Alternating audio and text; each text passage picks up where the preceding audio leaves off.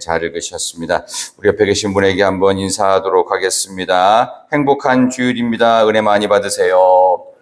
행복한 주일입니다. 은혜 많이 받으시기를 축원합니다. 저는 오늘 주신 말씀으로 뭘 기다려 내가 왕이 될 건데, 뭘 기다려 내가 왕이 될 건데 라는 제목으로 하나님 말씀 증거하겠습니다. 자, 열왕기 하 8장으로 넘어오면 이제 엘리사의 기적의 이야기가 어느 정도의 정점을 향해 가는 것을 볼 수 있고, 열왕기 하 이 8장 자체는 물론 열왕기 전체가 역사서이긴 하지만 실제로 선지서에 가까운 메시지가 참 많이 담겨져 있고, 열왕기 하 8장쯤 넘어오면 이 열왕기하 기자의 고민이 많이 담겨 있는 걸 볼 수 있습니다. 그 앞에 나오는 6절까지의 내용은 엘리사가 자기를 위해서 공개한 어떤 수냄 여인의 아름다운 이야기의 어떤 결정판처럼 이 수냄 여인이 멀리 기근이 있어서 엘리사의 말대로 외국 나가 있다가 블레셋 나가 있다가 다시 자기네 땅으로 돌아왔는데 자기가 갖고 있는 영토라든가 이런 것들을 아마 거기 지주들이 다 그냥 자기 걸로 이렇게 훔쳐간 것 같아요. 근데 거기에 대해서 사환 게하시라는 사람이 또 등장합니다. 사환 게하시는 옛날에 그 문둥병, 나병 걸려서 그 대대로 좀 힘들었는데 어떻게 나아요? 요거는 이제 나중에 역대하 쪽에 보면 또 나오는데 내용이 어쨌든 그렇게 해서 나았는데 이 사람이 왕과 좀 가까웠는지 그러지 말고 이 사람의 어려움을 좀 풀어주십시오. 옛날에 엘리사 선지자가 아이도 없던 이 집에 아이도 생기게 해줬고 엘리사랑 아주 친했던 가문이니까 왕께서 조금 편의를 봐주시지요. 뭐 이런 식으로 해가지고 북이스라엘 왕하고 친했던 그런 상황인데 이 수냄 여자의 어려움이 해결되었다라고 하는 진정한 신앙인의 모습을 이렇게 수냄 여자를 통해 보여주는 반면에 그 다음 7절부터는 좀 대조적인 장면으로 북쪽 시리아의 아람의 나라의 벤 하닷이라고 하는 사람이 있는데 이 사람이 죽는 이야기입니다. 그리고 그 부하였던 하사엘이라고 하는 학살의 주범이 하나 나옵니다. 이 하사엘이니까 엘 들어가니까 히브리어로 하나님이라는 뜻과 함께 하사라고 하는 이 아카더거든요. 이 두 말이 합쳐져서 하나님이 보셨다라는 뜻입니다. 그러니까 하나님이 이 학살의 주범인 하사엘을 지금 보고 계신다라는 이름의 뜻을 가진 아람왕 벤 하닷의 부하입니다. 이 부하가 나중에 돌아와가지고 엘리사 만나서 돌아와가지고는 결국은 자기의 주군이었던 여기 베나닷이라고 하는 아람의 왕을 암살을 합니다. 그리고서 왕이 되는 이야기입니다. 근데 이 모든 과정을 하나님께서 엘리사에게 미리 알려주셨어요.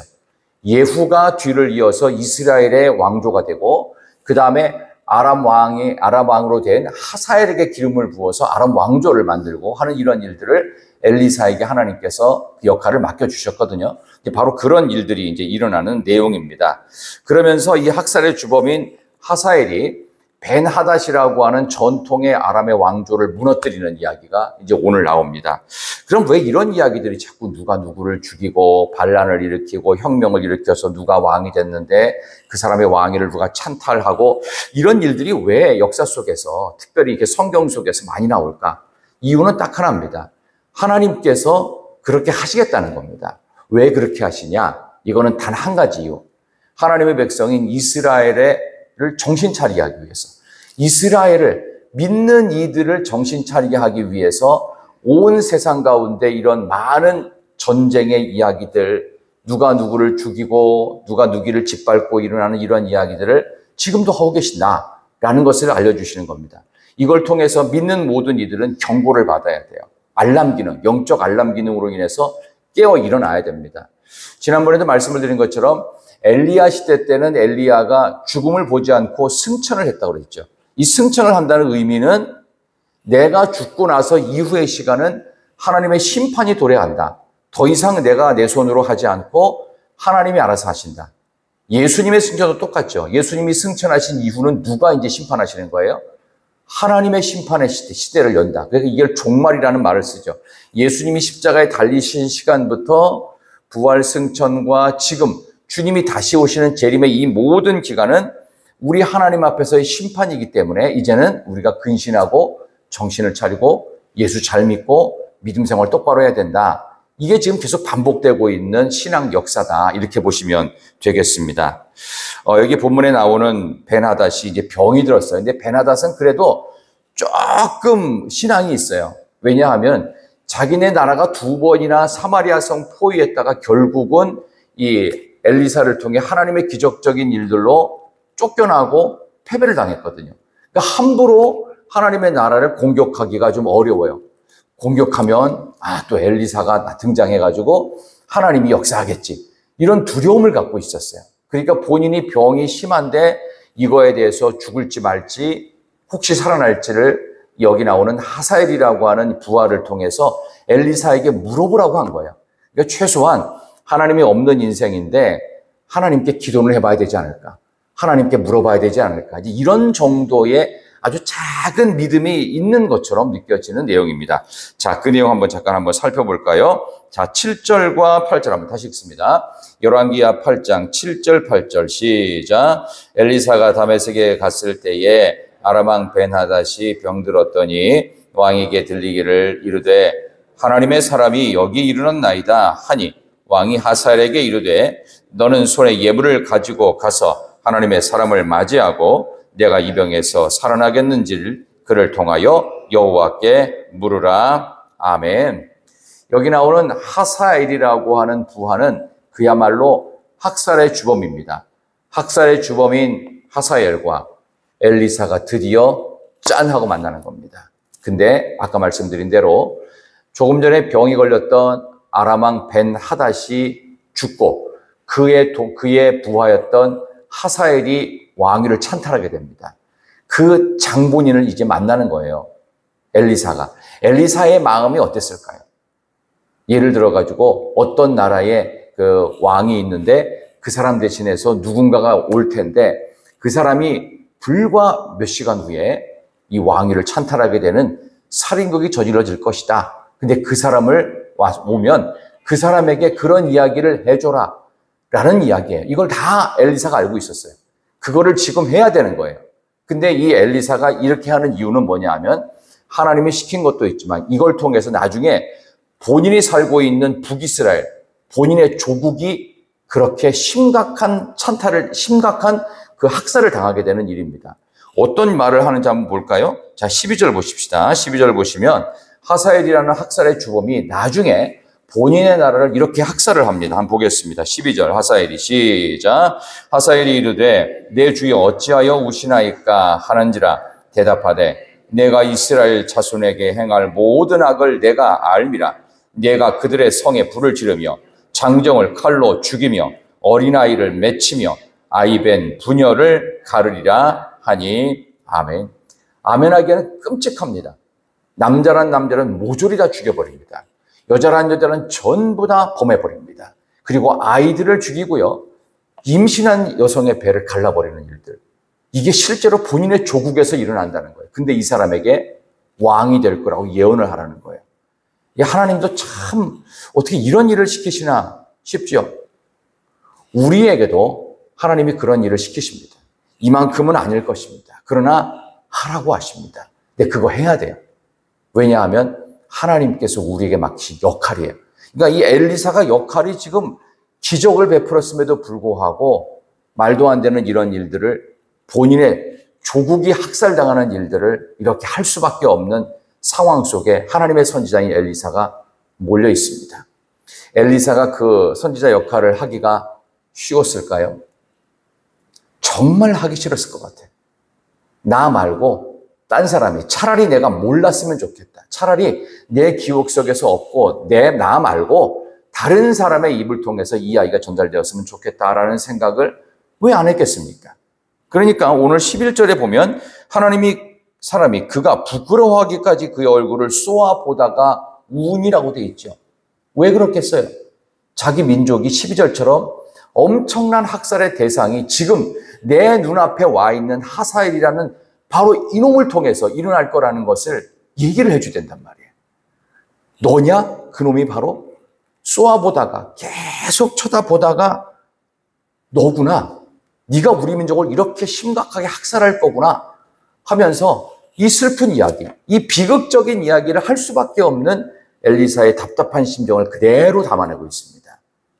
이런 일들을 통해서 하나님은 이 하사엘이라고 하는 이름을 오늘 본문에 무려 5번이나 이름을 반복합니다. 하사엘이 어떻게 했고, 하사엘이 어떻게 했고, 하사엘이 어떻게 했고, 이런 일들을 반복하면서 이걸 통해서 뭔가를 보고 느끼라는 것입니다. 하나님께서는 누군가를 통해서 하나님 앞에서 바로 서지 못한 이들을 반드시 바로잡으십니다. 노아의 홍수도 그랬고, 이미 예전에 창세기에서 범죄한 인간을 위해서 하나님은 에덴 동산에서 그들을 쫓아내십니다. 그리고 노아의 홍수가 있었고, 에녹의 승천이 있었고, 그리고 여기 나오는 엘리야의 승천이 있었고, 나중에 예수님의 승천이 있기까지 심판의 시기를 살아갈 수밖에 없는 인류의 참 슬픈 이야기, 그 중에 한 스토리예요. 그렇다면 왜 인간은 이렇게 무능할까요? 왜 이렇게 쉽게 죄악에 넘어갈까요? 그래서 사람을 얘기할 때 2가지로 표현하죠. 전적으로 타락했다. 근데 돌아올 힘이 없기 때문에 전적으로 무능하다. 이게 인간의 현주소니까 우리는 능력도 없고 우리는 스스로도 깨끗하게 될 만한 어떤 자질도 없어요. 그러다 보니까 우리는 반드시 하나님을 의지하고 살아야 돼요. 왜? 우리가 하나님의 형상이기 때문입니다. 그래서 여러분들이 건강을 유지하려면 어떻게 해요? 건강한 육체를 하나님이 주신 그대로 보존을 해야 돼요. 근데 아무거나 막 몸에 집어넣으면 반드시 병이 생기게 돼 있습니다.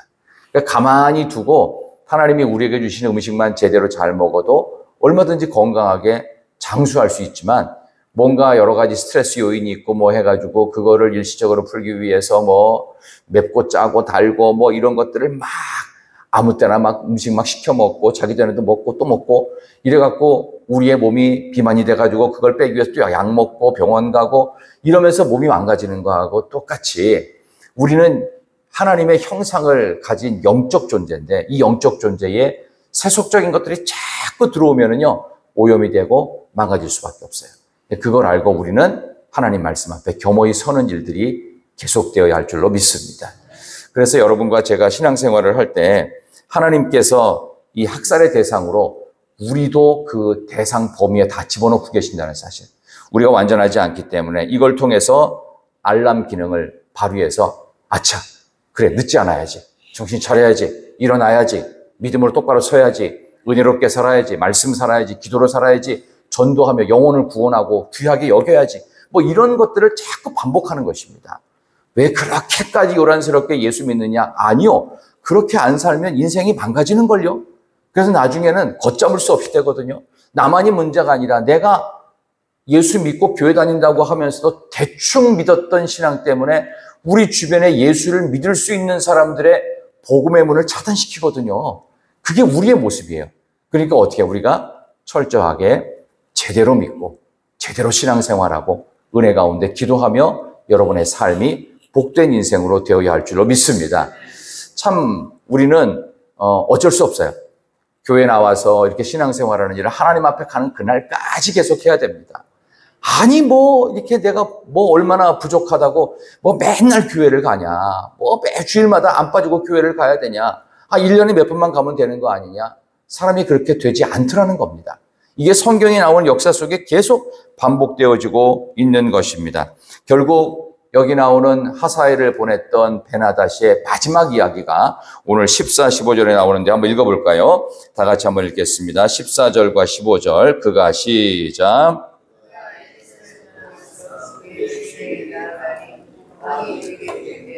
엘리사가 내게 무슨 말을 하더냐 하니 대답하되 그가 내게 이르기를 왕이 반드시 살아나시리이다 하더이다 하더라. 그 이튿날에 하사엘이 물에 적시어 왕의 얼굴을 덮으네 왕이 죽은지라 그가 대신하여 왕이 되니라. 아멘. 자, 이 소식을 듣고서 돌아갑니다. 너 왕 될 거야 라고 한 얘기를 통해서 막 엘리사는 울었어요. 진심인 것 같은데 라는 생각을 하면서 가가지고 반드시 살아난다는 얘기를 하면서 10절에 보니까 그러나 여호와께서 그가 반드시 죽으리라고 내게 알게 하셨느니라. 애매모호한 답변을 해요. 병은 낫는데 근데 왕 당신은 또 반드시 죽습니다. 이 2가지 말을 원래 해야 돼요. 근데 여기 나오는 이 하사엘이 2가지 말 중에서 앞에 말만 합니다. 왕이 나을 겁니다. 가만히 있어요. 근데 불과 몇 시간 전에 만났던 엘리사가 했던 말을 떠올립니다. 내가 이만큼 학살을 하기까지 너는 왕이 될 것이다. 그 중에서 무슨 말만 기억했을 거예요? 내가 왕이 된다는 말만 기억하는 거예요. 사람이 다 그래요. 안 좋은 건 기억 안 하고요. 내가 어떻게 나쁜 짓 한다는 건 기억 안 하고 나는 왕이 될 거다. 내가 모든 실권을 잡을 거다. 저 베나닷의 왕위는 내 거다. 그럼 굳이 내가 더 기다릴 필요가 있는가? 그리고 나한테 유리할 말만 해요. 왕이 나을 거라고 합니다. 그리고 왕을 안심시켜야 되잖아요. 방심한 틈에 그 다음날 아침 일찍 이불에다가 물을 적셔가지고 왕의 얼굴을 덮어버립니다. 그래서 질식사 시켜버립니다. 그리고 하사엘이 벤하닷의 왕위를 찬탈하고 아람의 왕으로 등극하는 이야기입니다. 이 대단히 슬픈 이야기 속에서 우리가 기억해야 될 가장 중요한 메시지가 무엇일까요? 하나님을 버린 백성, 하나님을 잊은 백성, 하나님과의 거리감을 두는 백성들은 이렇게 나 스스로도 멸망하지만 주변 나라들을 통해서 이렇게 어려워질 수 있다. 우리 주변에 나를 힘들게 하는 사람들이 있잖아요. 그러면 그 사람들이 나를 괴롭히려고 하는 게 아니라 내게 정신을 차리라고 할 때가 훨씬 많습니다. 왜냐하면 하나님은 우리를 일부러 괴롭히는 분이 아니십니다. 내가 어디가 아프다. 그러면 건강하기 위해서 회복하고 노력을 하잖아요. 영적으로 문제가 생겼다. 그러면 거기에 대해서 언젠가 돌아오겠지. 아니요, 못 돌아와요. 이게 제일 심각한 겁니다. 아이들이 믿음 생활을 하다 중간에 멈추잖아요. 그러면 뭐 대학 가면 돌아오겠지. 나중에 좀 크면 돌아오겠지. 안 돌아옵니다. 하나님이 때려야 그때 돌아옵니다. 정신을 그때 차립니다. 그때가 되기 전에 맞고 돌아오지 말고 그 전에 빨리 돌아올 수 있도록 우리가 믿음 안에서 잘 독려를 해야 됩니다. 그러니까 심각한 얘기는 이런 것도 있어요. 어느 날 교사 선생님께서 오늘도 이제 우리 9시에 두 부서 예배가 있잖아요.